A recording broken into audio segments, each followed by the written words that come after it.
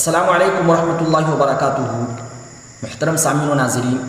کافی بھائی لوگ سوال کر رہے ہیں کہ اس مرتبہ یعنی 2025 میں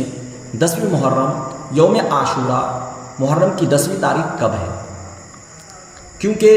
نبی صلی اللہ علیہ وسلم نے فرمایا افضل الصیام بعد رمضان شہر اللہ المحرم،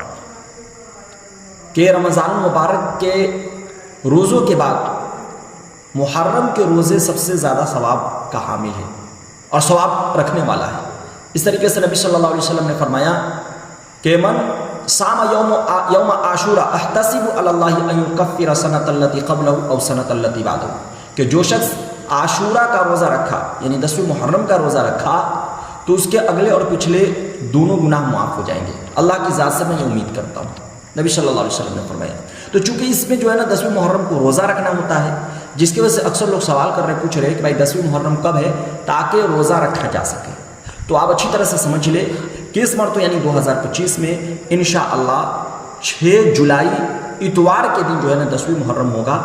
تو آپ جو ہے نا 5 جولائی اور 6 جولائی یعنی 9ویں محرم اور 10ویں محرم، یہ 6 جولائی اور 7 جولائی 10ویں محرم اور 11ویں محرم اس طرح کر کے 2 روزے رکھ لیں گے۔ اب رکھ کے ایک 9 محرم،